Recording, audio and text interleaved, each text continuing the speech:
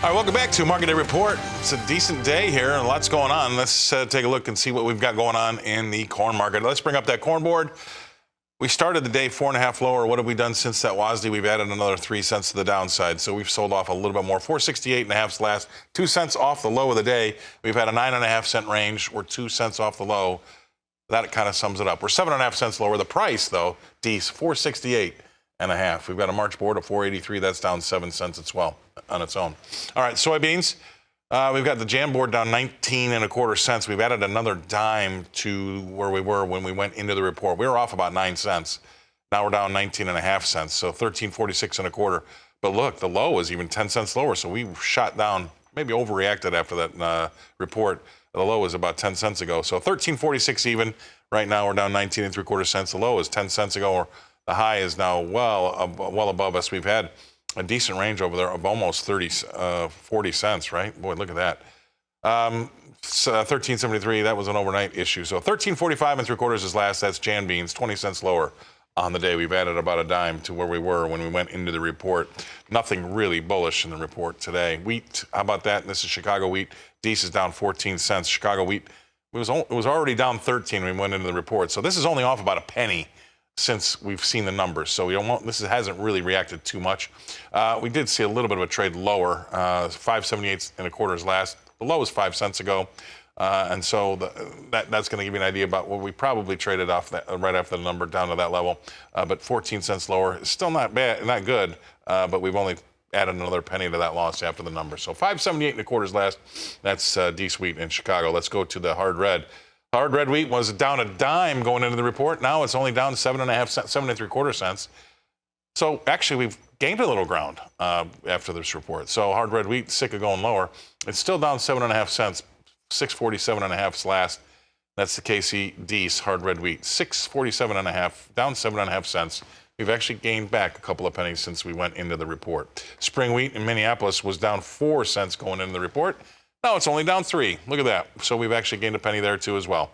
Deese trades at 732.5. Now all of them flushed out a little bit after we got the numbers, but they're back to, maybe they've got cooler heads that prevailed, I would say, maybe. 732.5 last, again, down 3 cents. Let's take a look at what we've got going on in cotton. 147 points higher there, 76.36 as cotton goes its own road. All right, let's bring in our next guest analyst. That's going to be Tommy Grisafi, Advanced Trading in Valparaiso, Indiana. Tommy, oh, wow, what's going on? Where are you today? Ames, Iowa. Ames, Iowa. We opened a new office and we put a little production studio so we could be on your show and come work. I'm going to become a Cyclone. I'm going to be hanging out with with all the other Cyclone fans being sad when they lose. And it happens. You have a niece who's a Cyclone, I understand. She is. She's got one more year. Creepy that I know all this. You know what else I know? Is that corn, beans, and wheat, that the American farmer is great at producing them. I had spent a lot of time in Iowa this summer. We did have some really tough conditions. But I told you a couple days ago, Scott, and we're told not to go on TV and predict, but it wasn't a prediction. It was something I knew already, that North Dakota yields were better than expected. Now, looking down at the sheet, the USDA told us that North Dakota's yield was 5.2% better than the last report. 8% better yield North Dakota. Right before we went on air here and I took off my glasses, I was looking down on my iPhone at all the charts and everything else. It's the year of the fringe states. When you look at where the bushels came from, as you know, I have a daughter at University of Kentucky. And when we go down to Kentucky, Tennessee, Indiana, driving down south, we have clients in the state of New York. The bushels are there. They just didn't come in the popular places. And popular being Iowa, Illinois, Indiana. That's when people think of corn. But the Corn Belt, I'll give you a little lesson here. The Corn Belt's expanded massively over the last 100 years. A lot of things have changed, but 100 years ago, yields were so low, it was really wild. Now the USDA is projecting in the next 10 years, we'll be talking about these reports and that we'll have over 200 bushel average nationwide within the next 10 years. You have to bet on technology. Do not bet against technology and never bet against the American farmer. But son of a gun, sometimes Mother Nature throws a wrench and all that. Back to you, my friend. Yeah, you're exactly right, because I can tell you what the yields were 100 years ago. In the 1930s, we averaged 30 bushels an acre in corn.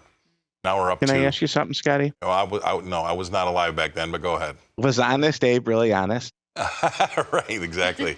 I knew that was coming. Anyway, now you're right. We're going to be over 200, so that's going to give everybody an idea. But that's a good thing, right? We're in the Sure. bushel business. We're in Yeah, the bushel sure. business, but it's the job of folks like you and I to educate people and get them prepared so they're not sad. You should not be upset on a bearish crop report. There were opportunities to do things, and there's still opportunities to do things.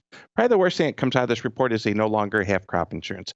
As of October 31st, crop insurance levels were over and established, so they become more long, and there's less of that floor from Right. the government, that All right. flip from crop insurance. We're going to go away. We got to pay some bills. We'll take into consideration everything you said. Thank you very much, Tommy. We'll be right back after this. All right, thanks for coming back. Right, this is Market Day Report. I am the cow guy, and it's rude not to talk about live cattle if you're the cow guy, right? Let's take a look at that board. Well, maybe not for long. Deese is down $4.37 to 175.02. But look at the low. We're off the lows by $1, and we still had a big change to the downside. We're down $4.37. We're now $4.40. Last is 175, and we're 87 cents away from the lows of the day. Boy, oh boy, but we're still $5 from the highs of the day. Huge ranges. That's what we've got to talk about. That's what's really the name of the game here. Big ranges, and we're at the bottom of them. That's another thing. That's the problem. Jan's down. Look at this. Feeder cattle. Jan's is down $6.07. 226.70, but that's over $1 off the lows. All right, but look at the high. That's $7 ago, $6.50 ago. So huge ranges over there. About $8 range, maybe just under. And we've got a $5.92 sell-off. That's feeder cattle. And this is, I think, psychological. It's a sea change. You know, we haven't really had this, what we've seen and heard research-wise doesn't really warrant it, but this is what you have to do. You have to know when the market's trading facts, and you have to know when the market's trading feelings. Right now, it's trading feelings, and it looks as though some of them are hurt. Let's talk about lean hogs. This one was bucking the trend and was higher today. It still is. Deese is up 47 cents to 71.97. All right, let's bring back in Tommy Grisafi. Tommy, a little bit of a sea change in the psychology of that feeder cattle market and live cattle. People running for the door here. When does it look like we could slow down and maybe put it on a low? We're doing it. This process, it's a process. We have new expanded limits. We talked about this a month or two ago. I said, man, it's scaring me. The CME has these big limits, and we're going up every day. And we went up for so many months, and it seemed volatile when it was going up, but it wasn't volatile compared to this. We are establishing those lows, but how low can we go? How many people are unhedged, Scotty? How many people are still spec long? That should be the question. Not only do we have a cattleman or woman who's out there ranching, not hedged. We had a speculator who said, you know what, you want to make money, go buy cattle. Well, maybe they were making money for a while, but as we say, futures and options have risk. And now they have to work out of those trades. So did the red line cross the green line? Are we having fund liquidation? Do the funds go from long to short? Keep an eye on open interest in that cattle. I'm not proud to say that I knew this day would come. I'm just proud to say I'm old enough to know I've seen volatile markets, I've seen bull markets, and I've seen bear markets. And bull markets and commodities end ugly. Back to you, my friend. We call that taking the escalator up and the elevator down. I think that's what that is. All right. Thank you very much for that, Tommy. Tommy Grisafi, he's with Advanced Trading. That's an old adage from the old guys in the pit.